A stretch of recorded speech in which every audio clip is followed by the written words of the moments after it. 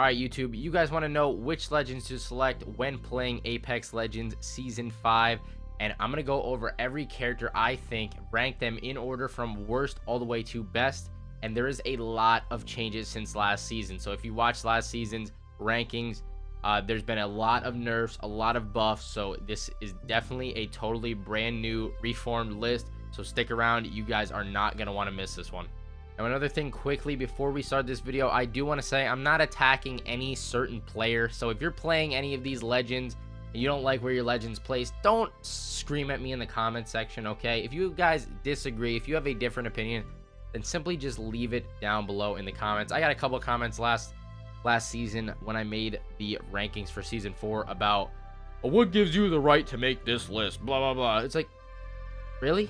I can't just make a list for fun without getting absolutely grilled in the comments for my decision. So I hope you guys do enjoy. Like I said again, these are my personal opinions, and if you disagree, simply leave your list and explain why you think each character should be where they are. And let's get into the video. Alright, so kicking off the party at the number 13 spot is going to be OCTANE. Now, it's super weird not having Mirage as the last legend on this list, but anyways, let's have a little chat about why OCTANE is put in the last position. First off, I've preached for the last 2 seasons or so that OCTANE needed a buff, and I thought this would be the season that they finally gave it to him. Turns out I was wrong about that assumption. No buff for my man OCTANE, sadly, except for the bounce pad cooldown time, going down from 90 seconds to 60 seconds. Now, although the devs did say that they are trying to make OCTANE a more viable team legend, which means obviously he will help the team more in the future, we have not seen that yet, so I can't give him any points in that department until further notice. As for his current abilities, they are very underwhelming to say the least. His stim, for example, should make him go a bit faster in my opinion, since the legend is supposed to be based all around speed. And for the ultimate ability, if you're going to use this legend, you should be using his bounce pad to gain height advantages on teams. And you know what, if you want to flex on some kids, then hit some nasty trick shots with the bounce pad. It will make for a very cool clip. Possibly in the future, OCTANE will move up in my rankings list, but as of right now, the speedster is stuck at the number 13 spot this season. Moving on to number 12, I'm going to sincerely apologize for this one, but LIFELINE has to be placed at the number 12 spot this season because of multiple reasons. First, let's start by talking about her so-called buffs, if you can even call them that. Respawn just added blue bins that can give you like 1 or 2 more shield cells or syringes than every other legend in the game. Wow, guys, huge buff. If you ask me, I might as well just hop on Apex right now and main LIFELINE, you know? No. Come on, let's be serious. We want a major switch to LIFELINE, and we want it to happen by next season, preferably. I don't really have a problem with her health drone. The problem really lies with reviving capabilities and her ultimate ability. Gibby still revives faster than LIFELINE in his bubble, and it's way safer. That should not be the case with a character who is based all around being a medic to the team. As for the ultimate ability, it should be something that heals the whole team, or at least people in the area, because right now, the only reason to possibly use her package or her ultimate ability is to get a purple shield, which truthfully isn't too crazy, and you could probably just find one around the map with LOBA a bit quicker. All these reasons are why I have LIFELINE coming in at the number 12 spot this season. Coming in at the number 11 spot this season is going to be BLOODHOUND. Now, although BLOODHOUND mains are going to start beefing with me, I know, after putting the homie this low, just hear me out quickly. BLOODHOUND got a few very, very minor buffs to the tactical ability this season, which included making the scan last for 1 more second and decreasing the cooldown time of the ability from 35 seconds to 25 seconds. Whoop-de-frickin-do, boys. This is definitely not going to make me want to play this legend more, but I will say BLOODHOUND can be pretty useful in buildings with multiple floors in them, or just in buildings in general, because you can never hear footsteps correctly in this game for some reason. Other than that, BLOODHOUND is just sort of bland in my opinion. The ultimate ability would be way better if it was silent and just showed BLOODHOUND glowing red instead of breathing like a sumo wrestler for 30 seconds and being able to hear the footsteps across the map. But of course, that is just my opinion. As for the rank scene goes, I have seen about 5 total Bloodhounds and Predator lobbies throughout the last split, and I don't think anything will change this time around, since there's other legends that provide way more team support and are more essential to the operation. All this being said, Bloodhound can still be a fun character to mess around with in public matches, or if you're not too high up in ranked, you could probably pull some games off with Bloodhound. But I still have to place Bloodhound at number 11 on this season's list. Coming in at the number 10 spot this season is going to be Crypto. Now, a lot of you are probably going to make an argument for why Lifeline should be above Crypto, or why Bloodhound should be above Crypto, but I have him higher simply because of his ability to be great in high tier ranked matches. Anywhere from platinum lobbies on, you will start running into players who play insanely hard for endgame points and camp buildings and so forth. This is exactly why Crypto is great, because his EMP can destroy WATTSON fences, gas traps, you name it, he can destroy it with the EMP, while also giving the enemy team an EMP shock, which does about 50 damage to their shields. Now, this EMP can be the deciding factor in a fight because it starts you at a severe advantage, also slows the enemy's movements. Another good ability that Crypto has is being able to grab banners with his drone and see how many squads are in certain areas. The only complaints I have about Crypto is that he has to lag quite a bit behind when using his drone, and especially if you're playing with a fast-paced team, then good luck catching up. Now, I know there's some absolutely cracked out Crypto mains out there, so just take that statement with a grain of salt. This is not applying to everybody. Nonetheless, this is why I have placed Crypto at number 10 on this season's tier list. Coming in at the number 9 spot this season, we have Revenant. Now, the reason that Revenant has moved up a few spots since the last season is that he got the buffs to his tactical ability and his ultimate ability. As for his tactical ability, which are his little energy balls or whatever they are, these are very useful if you can hit someone with them, because it prevents them from using their abilities for a whole 25 seconds. Now, 25 seconds is an insane amount of time, and usually the gunfight's honestly over in that amount of time, so it prevents him from using the ability throughout the whole fight. As for Revenant's ultimate ability, which is the totem, this can be used very effectively if placed in a position where the opposing team cannot destroy it or see you when you spawn back in after getting killed. It basically gives you an extra life, and every time I hear one of those things, I honestly I shake in my boots a little, I'm not gonna lie. So the only reason that he isn't higher up on the list is because I think there are more valuable options, especially in ranked. But nonetheless, he is a very good legend, coming in at the number 9 spot this season. Slicing onto the list at the number 8 position, we have good old WATTSON. Okay, no changes to WATTSON this season, sadly, but that's okay because she's still a very viable option to play, especially in higher tier ranked lobbies. There is so many things that you can do with WATTSON that people don't realize. It's honestly crazy. When it comes to end games, WATTSON can completely control buildings without letting you enter, and while blocking your line of sight with her fences.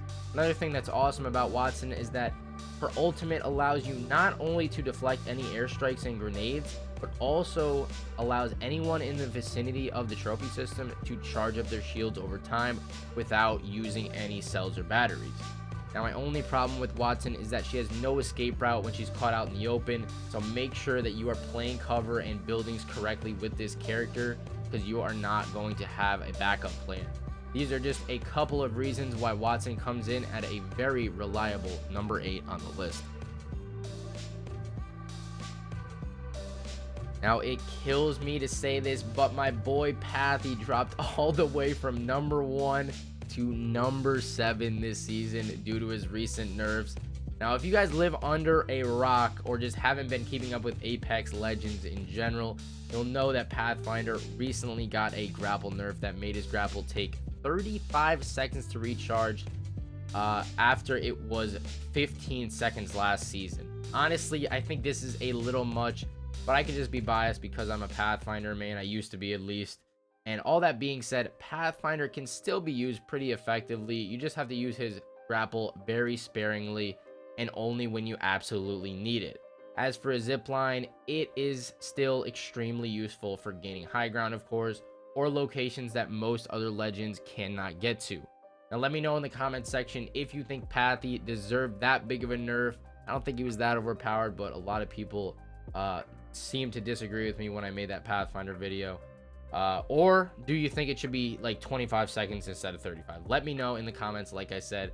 And anyways, these reasons are why Pathy comes in at a sad number 7 this season. The newest legend, Loba, makes her way into the number 6 spot on the list this season, which is very good for just entering the game, like I said, this season. Now, I'm sure she will encounter some changes in the upcoming seasons, hopefully for better and not for worse. As of right now, though, Loba is a very solid legend overall. Her passive is clutch because you can see the rare loot through walls and saves you most of the time of rummaging through a bunch of crappy loot. Her tactical ability allows you to teleport all over the map, but the only problem with this is the amount of time it takes to put back on the bracelet after she lands, and how you can't shoot once you throw it. As for her ultimate ability, you can gather loot from surrounding areas without actually going through death boxes, which is pretty clutch, and or buildings. And in my opinion, I think you should be able to grab 3 items in her ultimate, but overall, like I said earlier, Loba is a very solid character and deserves her spot at the number 6 position on this season's list. Now, Bangalore is going to come in at number 5 this season, and I have to apologize for putting her so low on last season's list.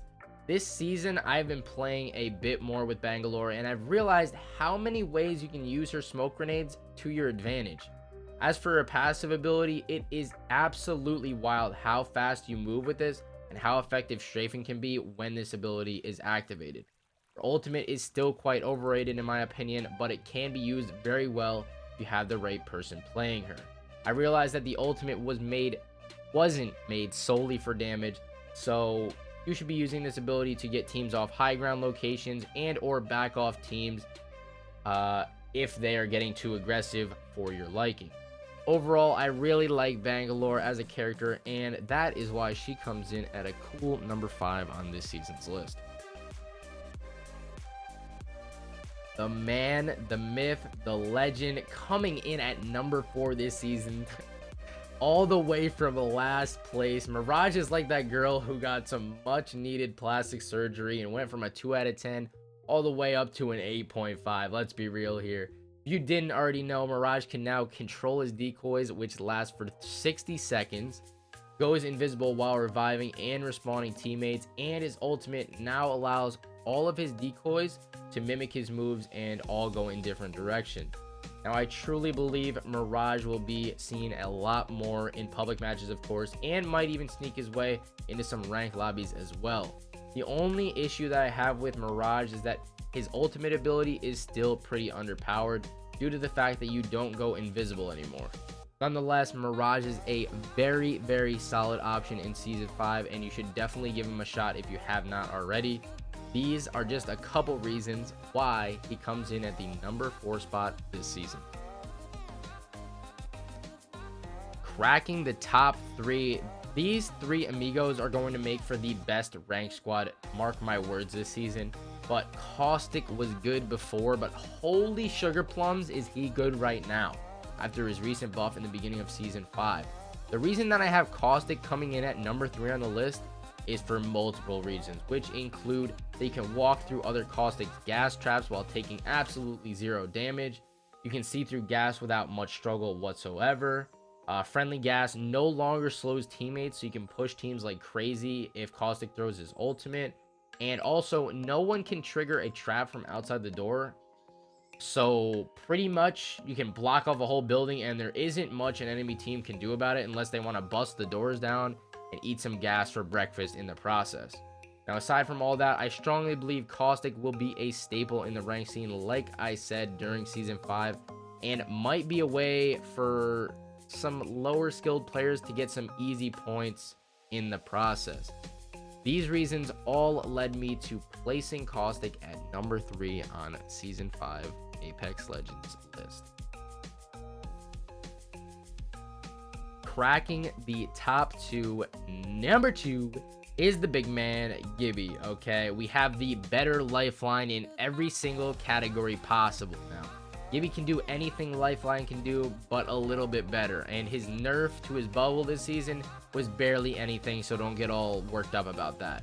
Gibby can fast heal in his dome, revive teammates in his dome faster than Lifeline, has an insanely strong ultimate ability that activates in seconds, and also, did I forget to mention that he has about 250 health? No other character in the game has more health than Gibby. And like I said, he can revive faster than Lifeline. This character is OP. You need to be using this guy in ranked lobbies, trust me. And these are just a few of the reasons why I place Gibby at number 2 on this season's tier list. Coming in at the number 1 spot, the best legend in Apex Legends, I still believe that it is WRAITH. Okay, I had Path last season, but WRAITH was number 2. I'm moving WRAITH up to number 1, and it's for good reason, don't worry. So first off, her hitbox is the absolute tiniest out of every legend in the game, and if you run into a WRAITH with a good strafe and crouch combo, then good freaking luck, that's all I'm saying. Now her phase still has to be the most useful ability in the game because you can't take any damage while in the void. And as for the ultimate ability and where she really shines, this is what really puts her at the top of my list, is the fact that you can rotate past teams with her portal and get you into the final zones in ranked lobbies without being pelted by 1,000 bullets along the way. Like I said, these are just a few of the reasons why WRAITH comes in at the best legend in Apex Legends Season 5, in my opinion.